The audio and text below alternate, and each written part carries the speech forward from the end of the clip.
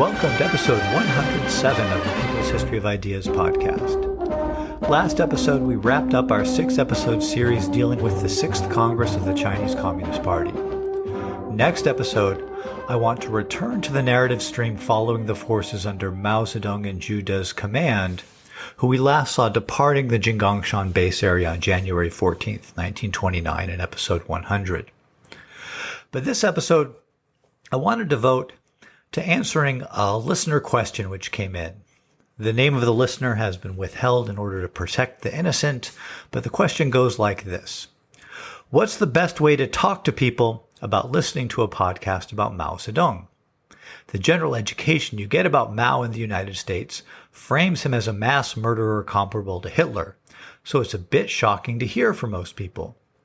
I know the Great Leap Forward and the Cultural Revolution are the most infamous incidents of Mao's career, and it'll be a while before we get there in the podcast's narrative. But is there a good framework for understanding these events that doesn't exonerate Mao or frame their death tolls as the whole story?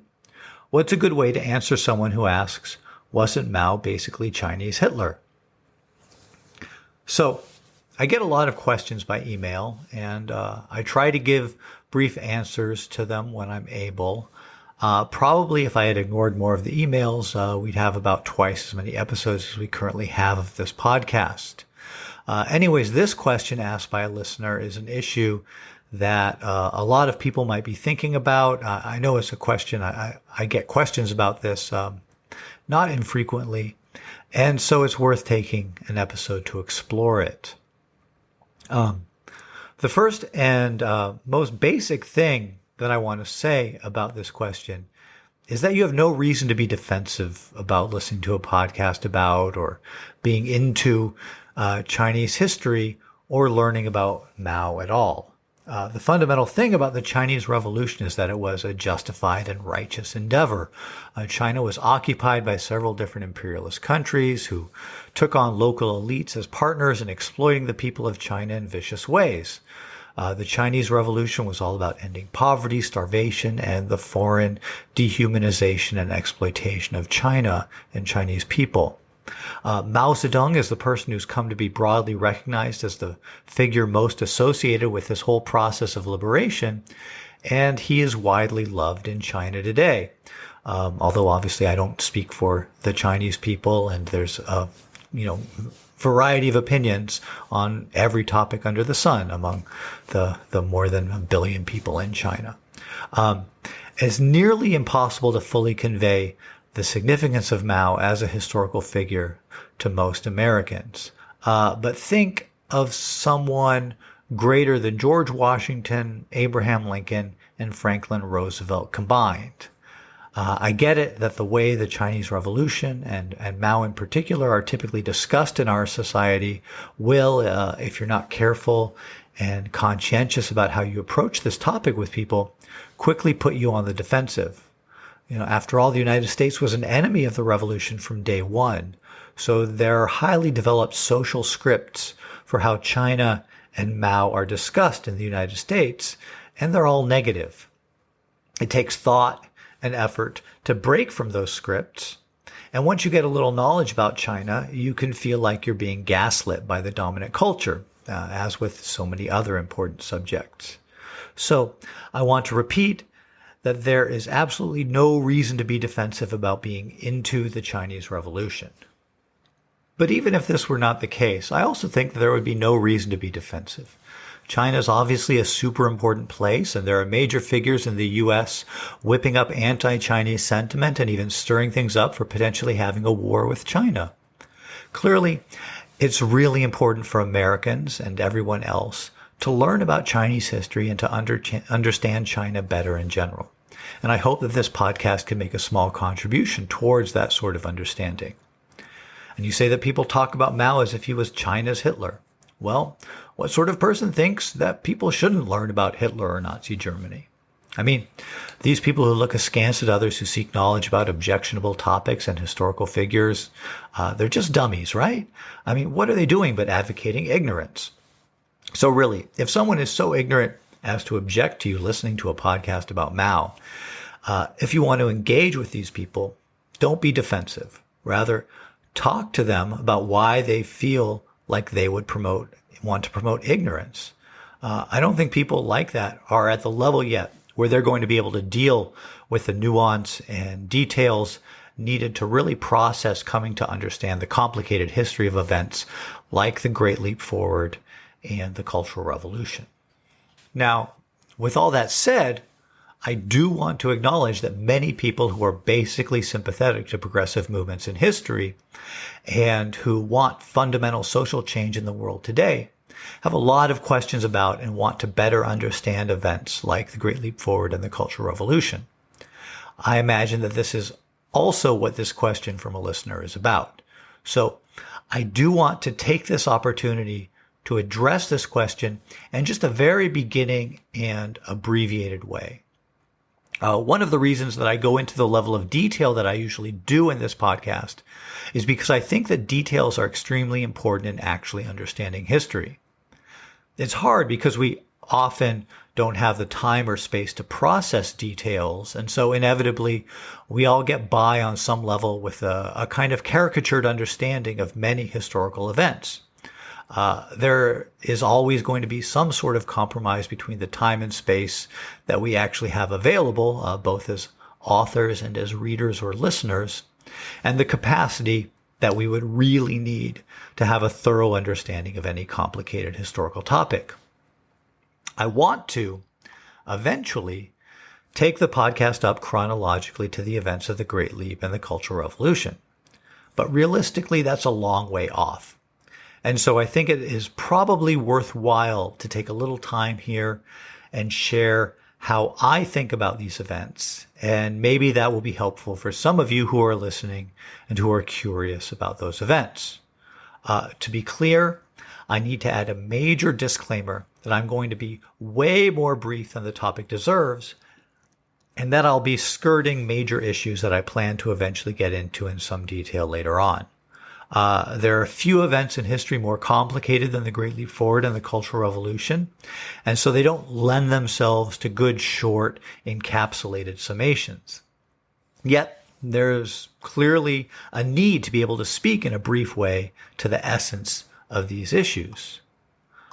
Now, before I begin here, for people who really want to dig into the question of the historical evaluation of Mao Zedong and how meaning has been attached to the events of his life, both in China and outside China, I strongly recommend a book called The Battle for China's Past. It's by Mobo Gao, a professor of Chinese studies at the University of Adelaide, and it's a book that I'll be drawing on for this episode. First off, let's start with a framework for understanding the particular events in question here, the Great Leap Forward and the Great Proletarian Cultural Revolution. And after talking about the framework that I use for understanding those events, I want to also discuss a broader framework for understanding profound revolutionary social change in general, particularly in regard to the historical experiences of industrialization in both capitalist and socialist societies. So, to understand the Great Leap Forward and the Cultural Revolution, we have to understand the basic context in which the policies that brought forth those events were formulated.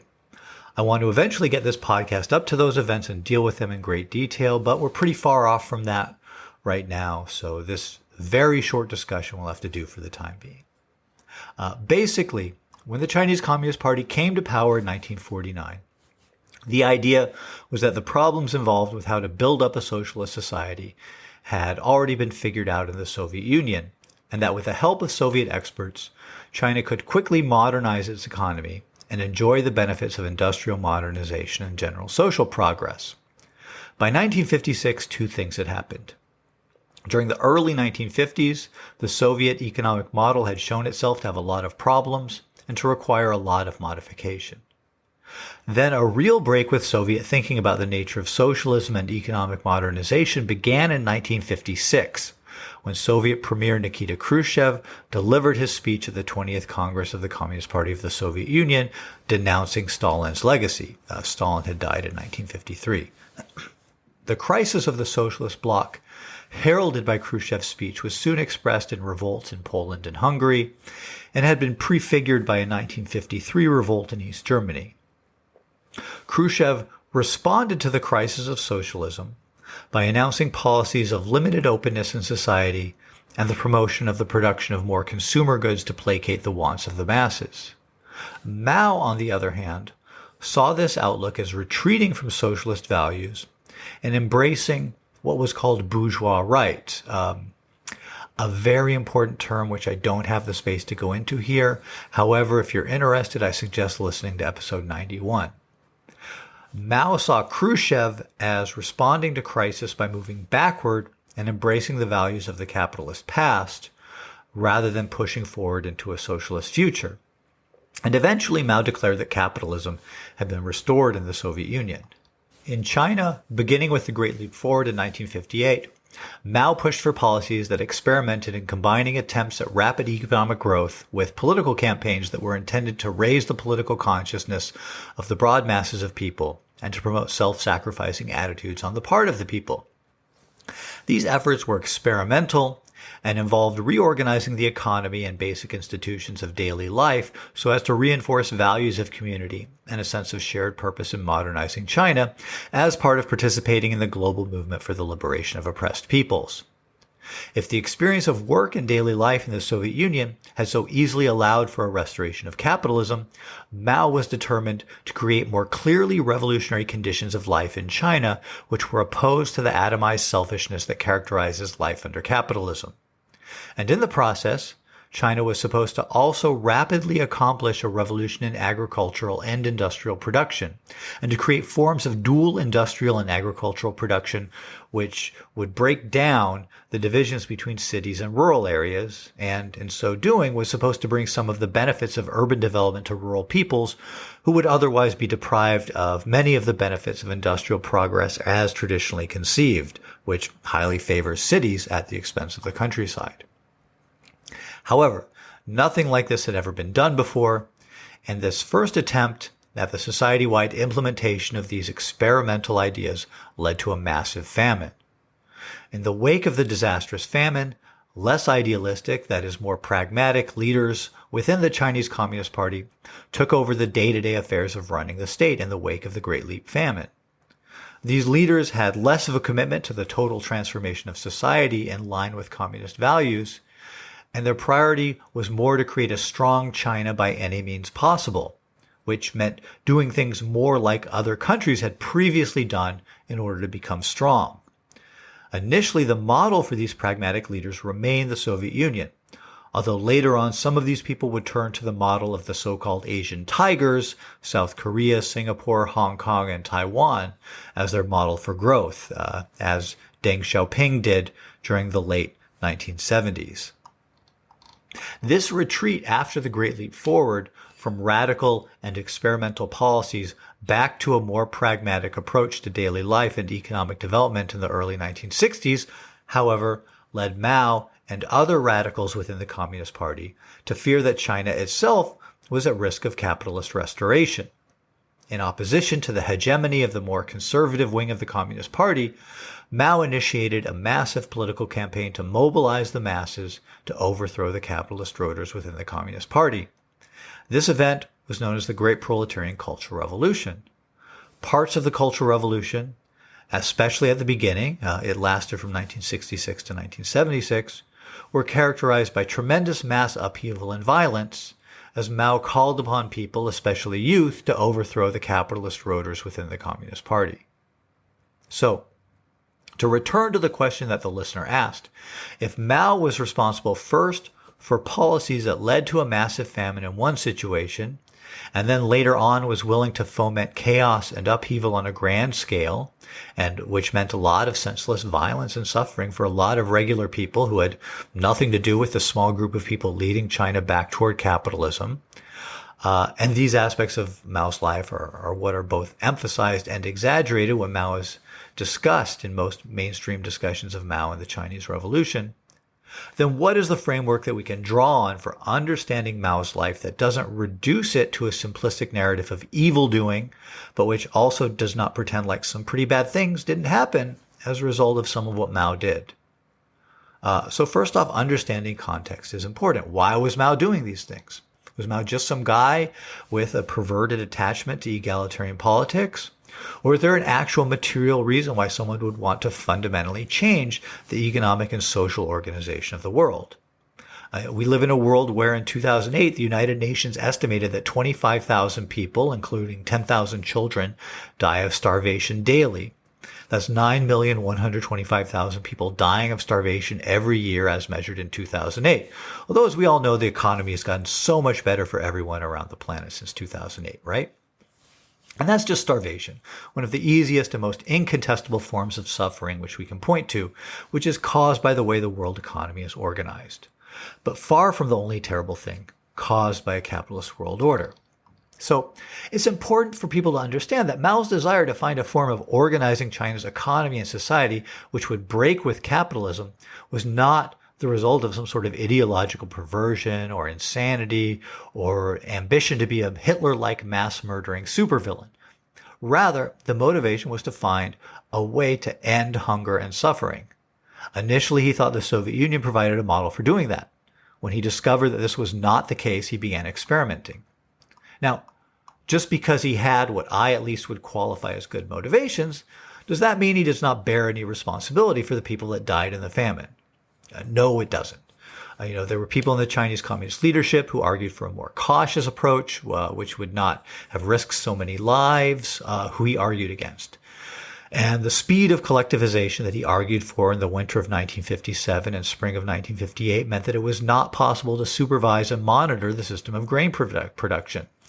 And when it became clear that a famine was underway, Mao delayed rolling back policies that were killing people because he knew that not reforming China's agriculture was also a way of killing people.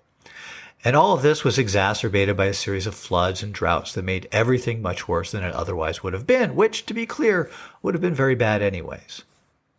But at the end of the day, these were policy decisions made by Mao that went badly wrong, not deliberate attempts to kill people. And the dominant narrative about the Great Leap, which treats these deaths as murder by dictator, expresses a double standard.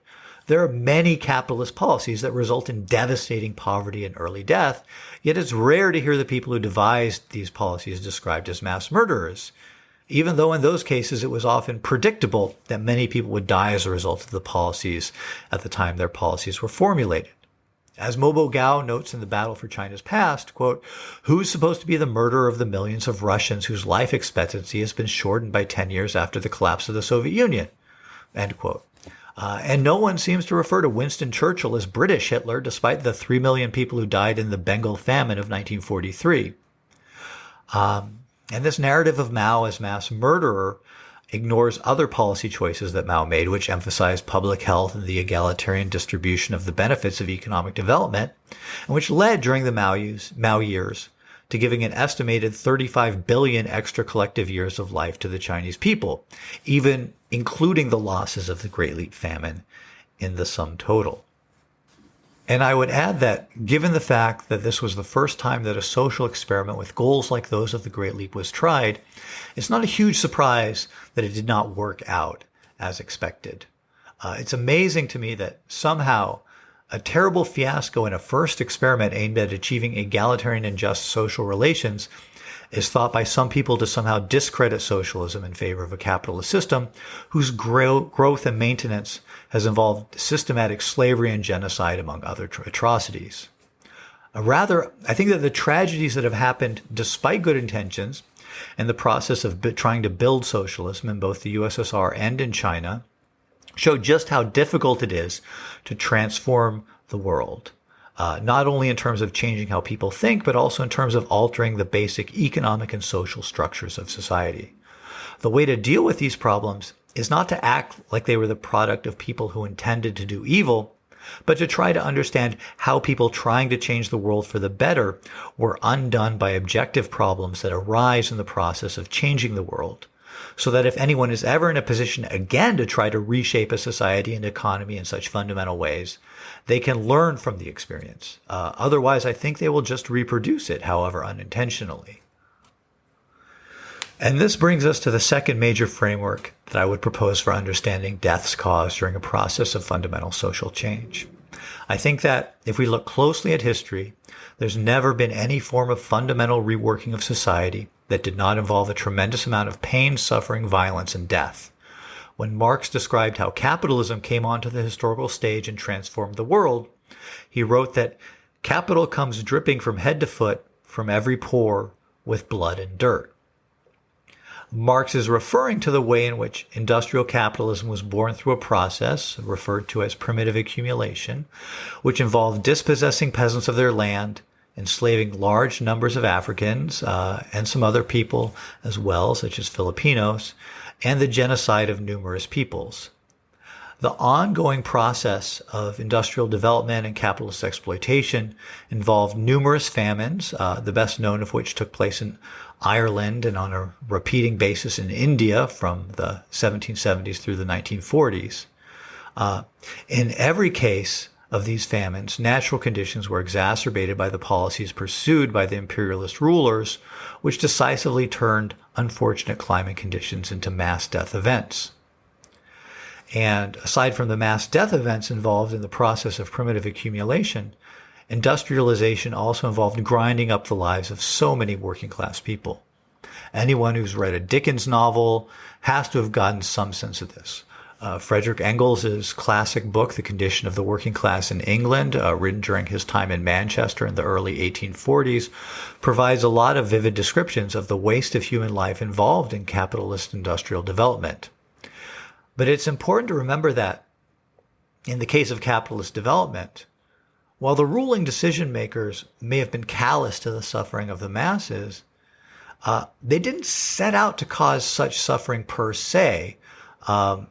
Here again, I'm talking less in the case of slavery and genocide and more just about capitalist development, after that initial period of primitive accumulation. They didn't set out to cause such suffering per se. Rather, the structural changes involved in changing pre-capitalist society into industrial capitalism brought about all this suffering. And so if a society was going to try to industrialize without bringing about a massive amount of suffering and premature death, it was going to have to enact measures to prevent that suffering and death. So when the Soviet Union in the 1920s and 1930s and China in the 1950s and 1960s tried to rapidly reproduce the bloody process of industrialization that capitalism had accomplished, but in an even more rapid time frame and under conditions of extreme external pressure from the imperialist countries, it is in retrospect hard to imagine how those transformations would have been carried out so rapidly and in such an unfavorable international climate without reproducing also much of the human carnage that had been involved in capitalist industrialization, both in the period of primitive accumulation and in just the horrific conditions of early capitalist development. The hypocrisy of those who talk about the famines of socialism but ignore those of capitalism should be obvious.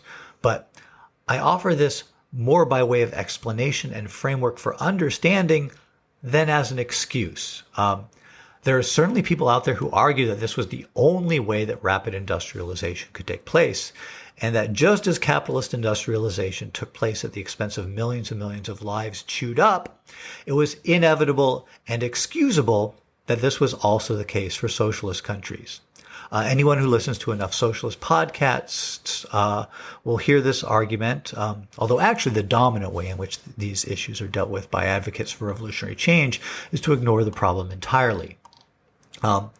There's a poignant version of the argument that lots of people are just going to die in revolutions and in the process of fundamental social change. And so people who want that sort of change should just accept it. That I remember hearing when I was doing research in Bolivia. I was interviewing a leading Bolivian Maoist who had been a Xinhua news agency correspondent in Bolivia during the Mao years and been very involved in the communist movement there for a long time. Not long after the 20th Congress of the Soviet Union in 1956, at the beginning of de-Stalinization, some Bolivian communist leaders came back from being in Moscow to La Paz, where this guy was a member of a party cell, which was named the Stalin Cell. And they said that what with the new policy of de-Stalinization, that the Stalin Cell was going to have to change its name. And so this guy said, why do we have to change our name? And they said that Stalin killed people. And so this guy told me that his response was, of course he killed people. It's a revolution. I mean, and on one level, this sort of statement is a recognition of objective facts. In a revolution, people are killed.